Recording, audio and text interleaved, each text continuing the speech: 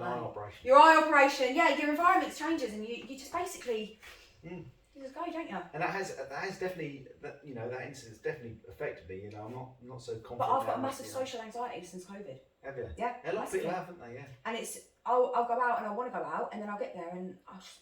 Do you know, I was with my friend the other day, it's an old business acquaintance of mine called Matthew Potter, and he's an employment solicitor, lovely guy. Yeah. And we just hooked up for lunch the other week, and we got onto the subject of like in your employment contract, you see most employment contracts, it's like the employer sort of tells you where you work, and a lot of people think just because they've been working from home in COVID, then they've got the right to work from home, and they sort of don't understand the employment contract that they've signed. So you say if they want to call everyone in, you've got to go in under that employment contract. And I've heard so many issues where people won't go back to work now, and I'll be saying, but they ain't got a choice, because that's they're in breach of their employment contract. But then I had lunch with Matthew Potter, again, a real super guy, and he said, yeah, but hold on, it's like, is the contract now sort of fit for purpose, because this has proven that you can work better from home. Yeah, I've had loads of people. Results are better from home, and if you like.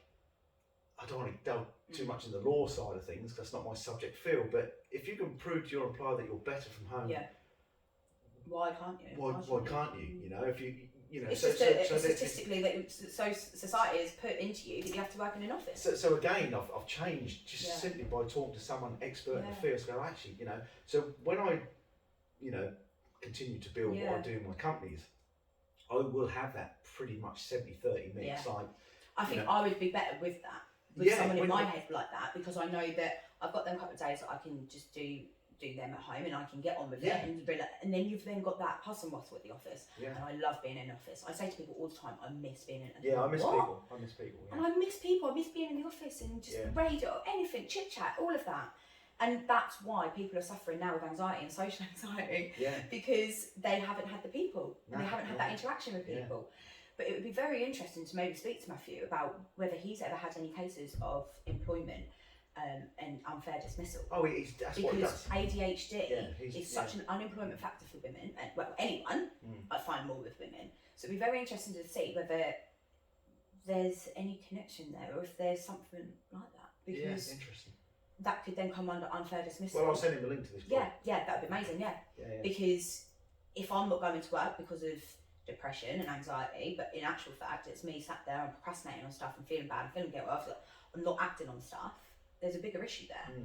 And if ADHD is so undiagnosed like it is, there's so many women that's probably been dismissed from work unfairly because they're just not getting up, they're depressed in that, and there's medical issues there. It'd be very interesting to see how it lays, because obviously I'm still dumb to the fact of what's legal, what's do you know, kind of how it comes into employment and how it is. Like if I want to go back to work, I'm going to be having anxiety of having to explain things to people and explain my life and it's how very it works. Because I had a meeting in London for the first time, must have been like 4 or 5 months ago, and I did feel, I'm always quite confident in business meetings and stuff. I did feel a little bit of anxiety, but I then had a meeting I was in London too. It's like first nerves, isn't it? But then I was on it again. Straight on it. It's like I've got a bit between my teeth to go. See, I've noticed that I've stopped seeing people and going out, but then I've then started again and I'm fine. My anxiety is slowly going and I'm starting to get back out there. Yeah, good. And this morning, probably about half an hour before I got here, I was like, oh my God, I've got to go out. I've got to see Simon, I've got to do that. Oh my God, I was like, my stomach's going. I had to go and get in the shower and put the hot water on my stomach and soothe my stomach again. And then it weren't until that moment that I was like, are you still coming around? I was like, I mean, still up for today, Simon, because I don't really want to do it. But then I was like, that's anxiety. Yeah, I was like, I've brought on stomach pain through anxiety. So now I know that, I recognise that, I'll be able to control it. So yeah, it's all amazing. Crazy world. Yeah. Oh, cool.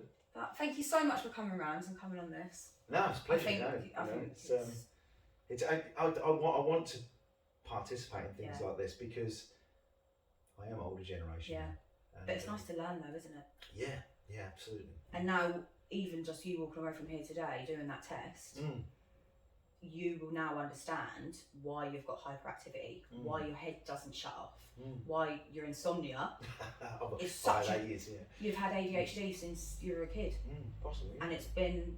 There's nothing possibly about it, Simon. Get this into your... This is a man's mindset now. Yeah. You have to accept it. You've got it. And I was like that. I was like, oh yeah, whatever. But then, because I struggled so much with it, I needed to accept it. But with you, obviously, you're set in your ways, your generation, you're fine. But you'll understand now, your hyper is through that, and you can just put it to that, oh, I'm having a hyper day. ADHD moment. Without being obviously diagnosed. Like, I hate doing that, giving tests to people, because everyone's like, oh, you're just going around diagnosing people. It's not. It's helping people become aware of something that they weren't aware of before. Interesting. Thank you. Pleasure.